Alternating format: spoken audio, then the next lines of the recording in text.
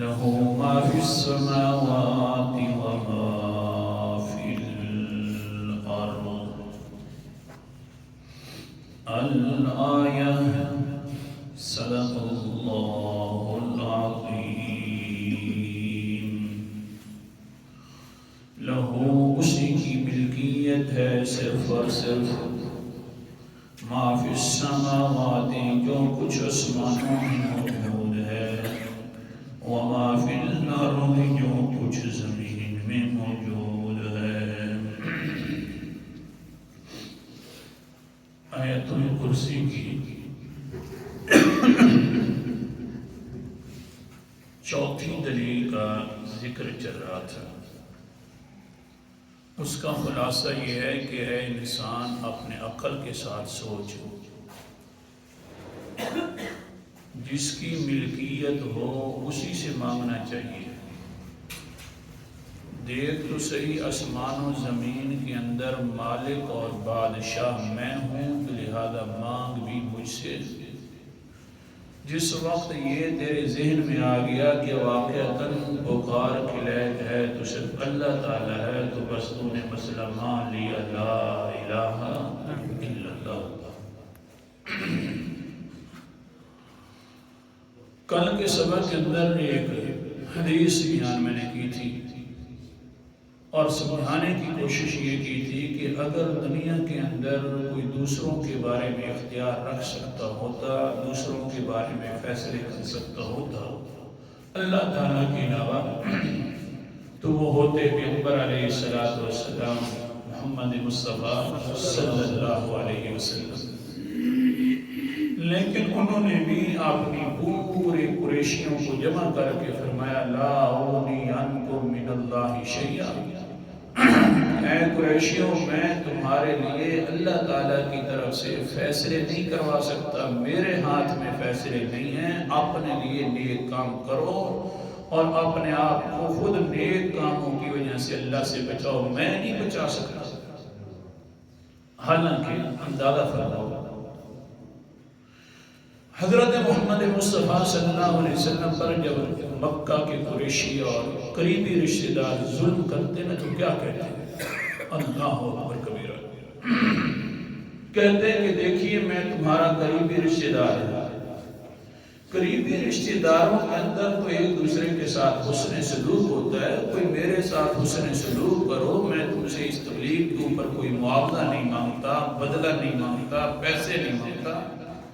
لیکن تم نے کیا سلوک کرنا شروع کر دیا قریبی رشتہ داروں کے ساتھ؟ اللہ اکبر کبیرہ. قرآن مقدس کا انداز اور عجیب بات ہے، اپنوں نے بھی دشمنی کرنا شروع کر دی، پرایوں نے بھی دشمنی کرنا شروع کر دی. صرف یہی مسئلہ تھا، لا الہ الا اللہ والا. قرآن مقدس کا انداز. سورت کا نام سورت شورى ہے. میں اپنے سبق کی طرف آتا ہوں، اپنی حدیث انشاءاللہ مکمل کروں گا. اعوذ باللہ من الشیطان الرجیم. بسم اللہ الرحمن الرحیم. قل لا اسألكم علیہ اجرا الا المودۃ فی القربى. میرا پیغمبر ان کو کہہ دو کہ ان ظلم و ستم میرے اوپر کرتے ہو، وہ ظالموں پتھر بھی مارتے ہو، نیچے کانٹے بھی بچھا دیتے ہو، ہاں منہ پر تھوکنا بھی شروع کر دیتے ہو، اور میری اس طرح کی عزت بھی خراب کرتے ہو. قل لا اسألكم علیہ اجرا. میرا پیغمبر خود کہہ دے کہ میں تم سے کوئی بدلہ نہیں مانگتا، کم سے کم تبتغون الا المودۃ فی القربى. قریبی رشتہ داروں کے اندر محبت ہوتی ہے، حسن سلوک ہوتا ہے. میرے ساتھ کم سے کم وہ قریبی رشتہ داروں والی محبت کر لو، میں تمہارا رشتہ دار ہوں. اللہ، آپ نے بھی اس طرح کے ہو گئے. لیکن دوسرے بھی جب آئے تو پیغمبر علیہ السلام کے اوپر طرح طرح کے الفاظ کس کر جائے. اللہ اکبر کبیرہ. ایک قافلہ آ گیا عیسائیوں کا، حضور حضور صلی اللہ علیہ وسلم کے ساتھ مقابلہ کرنے لگ گئے. ہاں جی یہ کیسا ہے وہ کیسا ہے، بحثوں بحثیں شروع ہوئے. جب جا رہے تھے قافلے والے، ایک بھائی تھا وہ ان پڑھ عالم نہیں تھا ان عیسائیوں کا، اس کے گھوڑے کو ٹھوکر لگی، گھوڑا بھی گر گیا، یہ اوپر والا سوار بھی گر گیا. کہنے لگے تریبت یداک یا محمد، اے محمد تیرے دونوں ہاتھ ٹوٹ پڑے، نعوذ باللہ من ذالک. یہ نہیں پر تو بد دعائیں دینا شروع کر دیں، اپنے ہوں تو وہ بھی بد دعائیں دے رہے ہوں. بڑے بھائی نے کہا ظالمہ اترک ھذا الکلام، اس کلام کو چھوڑ دے. ہوا محمد و نبی حق، وہ محمد ہے، وہ اللہ کا نبی، سچا نبی ہے، ایسی کلام کرنا چھوڑ دے. جا کر پیچھے جا کر معذرت کر کے آ گئی، ایسا نہ ہو کہ تیرے اوپر اللہ کا عذاب نازل نہ ہو جائے. وہ انسان واپس آ گیا گھوڑے کے اوپر سوار ہو کر، کہنے لگے اللہ کے رسول جی میرا عذر قبول کرو، میں معذرت کرتا ہوں آپ کے پاس. الفاظ عجیب سے نکل گئے. پیغمبر علیہ السلام نے فرمایا کون سے الفاظ نکلے ہیں؟ کہنے لگے تریبت یداک، بیٹھوں. اللہ کے پیغمبر نے فرمایا تجھے پتہ نہیں ہے میرے اپنے قریبی رشتہ دار نے، ابو جہل نے، ابو لہب نے، چچا تھا، اس نے میرے بارے میں یہی الفاظ کہے تو اللہ نے پوری صورت نازل کر دی ہے. اللہ کے پیغمبر نے السلام آیات مبارکہ پڑھ رہے ہیں اور فرما رہے ہیں تبت یدا ابی لہب وتب ما اغنی عنہ مالہ وما کسب. او ابو لہب تیرے دونوں ہاتھ ٹوٹ پڑے کیونکہ میرے پیغمبر کے بارے میں تم نے یہ بات کہہ دی ہے، بد دعا گئی ہے. میرے چچا کے اوپر سورت اتر سکتی ہے تو انسان تیرے اوپر بھی آ سکتی تھی. کہنے لگا اچھا ٹھیک ہے، معذرت کس وقت قبول کرے گا؟ اللہ کے پیغمبر نے فرمایا معذرت تب قبول پڑھ لے لا الہ لا الہ الا اللہ پڑھ لے تو میں تیری معذرت قبول کر لوں گا. کہنے لگا اچھا یہ بات ہے تو پڑھاؤ لا الہ الا اللہ محمد الرسول اللہ. سمجھا تو یہ رہا تھا اپنے تھے تو وہ بھی مخالف ہیں، پر آئے تو زبان کے ساتھ جو دیا وہی بد دعا دینا شروع کر دیتے ہیں. اللہ اکبر کبیرہ. پیغمبر اپنوں کو بھی کہتے ہیں قریبی رشتہ داری کا تو خیال کیا کرو. آج سارے قریبی رشتہ داروں کو اکٹھا کر کے کہتے ہیں، اپنی پھوپھی کے بارے میں کہتے ہیں یا صفیۃ امت بامت رسول اللہ صلی اللہ علیہ وسلم لا اغنی عنک من اللہ شیئا. پھوپھی جان قریبی رشتہ دار موجود ہے، تم میری واقعتاً رسول اللہ صلی اللہ علیہ وسلم کی پھوپھی ہے، لیکن نیک اعمال خود کر لے، اللہ سے اپنے آپ کو بچانا ہے. اگر اللہ نے تیرے بارے میں بھی کوئی فیصلہ فرما دیا تو پیغمبر اس فیصلے کے اندر تبدیلی نہیں کر سکتے. کوئی میرے پاس اللہ کی طرف سے اختیار نہیں ہوگا. پھوپھی جان اپنا خود حساب اور محاسبہ کیا کر. اور ہمارے لیے یہ نعرہ ہے پکڑے محمد. اللہ کے پکڑے چھڑا کوئی نہیں سکتا، محمد کے پکڑے چھڑا کوئی نہیں سکتا، اللہ کے پکڑے محمد چھڑائے گا. عجیب الفاظ ہے.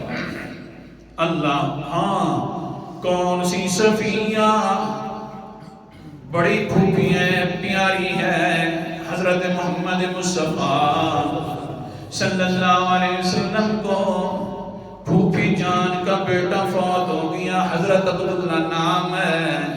جا کر کہتے ہیں اپنی پھوپھی کو یا امت ما توفی لہ ولد فی الاسلام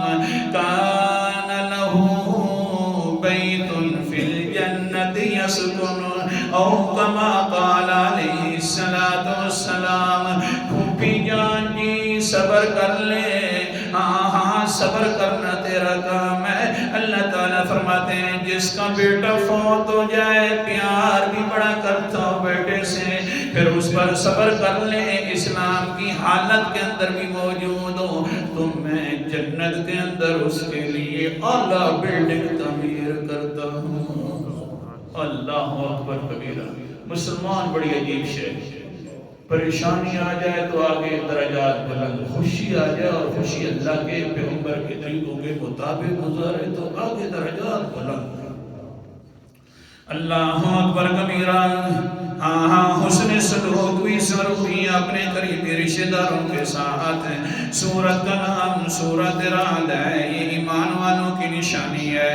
آیت نمبر میرے سامنے 20 ہے، 13واں پارہ ہے۔ اللہ تعالیٰ فرماتے ہیں والذین یصلون ما امر اللہ بہ ان یوصل، ایمان والے لوگ وہ ہیں جو میں نے حکم دیا ہے کہ اپنی قریبی رشتہ داروں کے ساتھ حسن سلوک کیا کرو، تو میرے حکم کو پورا کرتے ہیں اور اپنے ساتھ اکٹھا حسن سلوک رکھتے ہیں، ایک دوسرے کے ساتھ صلہ رحم رکھتے ہیں، تو یہ بڑے ایمان والے اور عقل والے ہیں۔ حضرت محمد صلی اللہ علیہ وسلم تسلی دے رہے ہیں، لیکن ہوا کیا کہ بس جس وقت تسلی دے کر آئے کسی صحابی کے زبان مبارک سے نکل گیا اے صفیہ، جب اوپر والا فیصلے کر دے تو صرف تسلیاں بچ جاتی ہیں، وہ فیصلے واپس نہیں لیا کرتا۔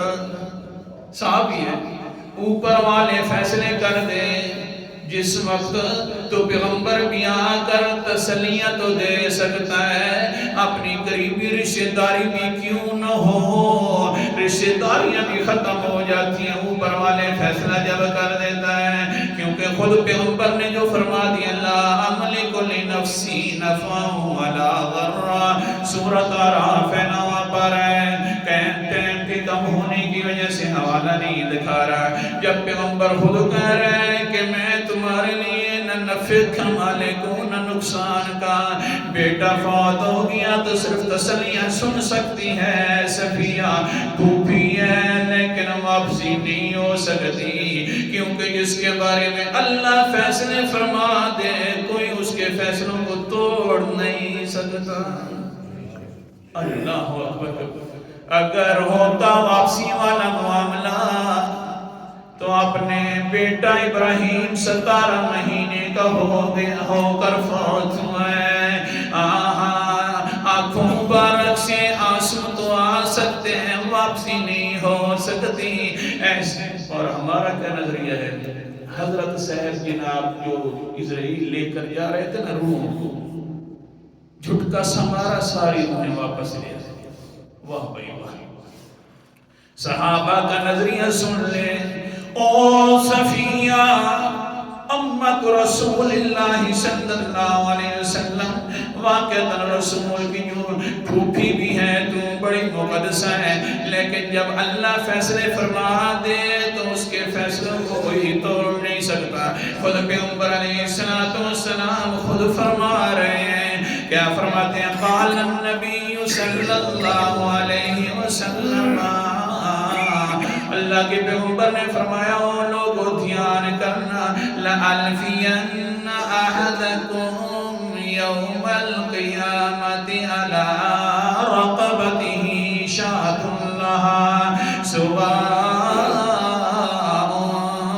وَعَلَىٰ رَقَبَتِهِ فَرَسٌ لَهُ حَمْحَمَةٌ۔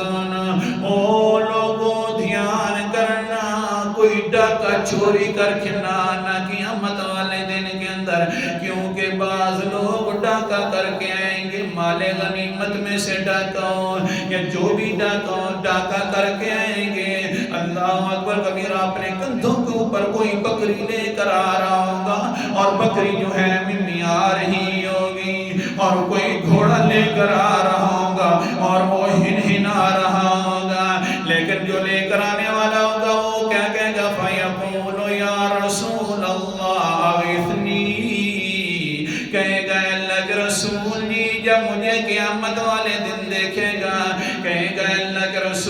جی میری مدد فرما دے، مہربانی کر۔